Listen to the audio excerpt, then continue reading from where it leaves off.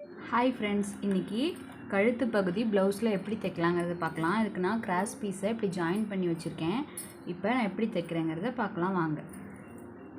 இதை இப்படி மடிச்சுக்கோங்க. மடிச்சுக்கிட்டு இந்த லூப்பு வைக்கிற இடத்துல வந்து இப்படி வச்சுட்டு இப்போ நான் தைச்சிட்டு காமிக்கிறேன். இப்படியே தைச்சிட்டே வாங்க. பாருங்கள், நான் மடக்காமல் அப்படியே நேராக அப்படியே தைச்சிட்டே வரேன்.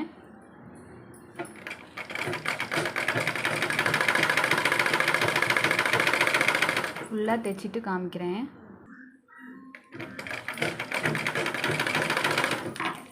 பாருங்கள், நான் இப்போ முடிக்க போகிறேன். அதுக்கு இப்போ நம்ம கொஞ்சமாக இடம் விட்டு கட் பண்ணிக்கிட்டு இப்படியே நம்ம மடிச்சுக்கலாம். மடிச்சுட்டு ரஃப் அடிச்சுக்கோங்க. பாருங்கள், ஃபுல்லாக நம்ம அடித்தாச்சு. இப்போ என்ன பண்ணணுன்னா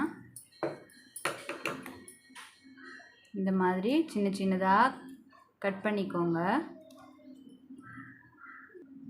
இந்த மாதிரி ஃபுல்லாக கட் பண்ணிக்கிட்டேன். இப்போ இப்படி நல்லா இப்படி வச்சுக்கிட்டு இந்த மாதிரி படிமானமாக கையை இப்படியே நம்ம தேய்ச்சிக்கிட்டே வரணும்.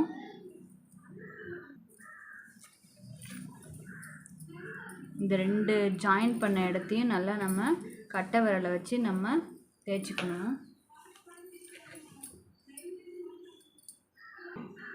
தேய்ச்சிட்டு இதை அப்படியே மடிச்சிட்டு இந்த ஜாயிண்ட் தெரியுதுல, இந்த ஜாயிண்ட்லையே அப்படியே நம்ம தைச்சிக்கிட்டே வரணும்.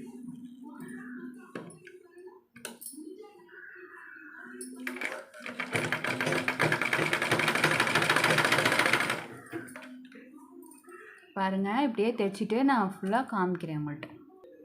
இப்போ பாருங்கள், ஃபுல்லாக தைச்சாச்சு. இப்போ நம்ம இந்த இடம் அப்படியே நம்ம கட் பண்ணிக்கலாம். இந்த இடத்த அப்படியே கட் பண்ணிக்கலாம்.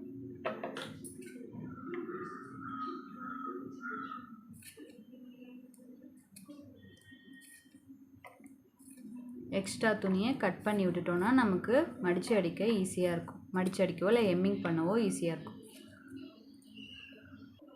பாருங்கள் ஃப்ரெண்ட்ஸ், ஃபுல்லாக நான் கட் பண்ணிட்டேன். இப்போ நம்ம இப்படியே மடித்து அப்படியே தையல் தைச்சிக்கலாம், இல்லை ஹெம்மிங்காவது பண்ணிக்கலாம். அது உங்கள் இஷ்டம். Thank you friends. Subscribe my channel.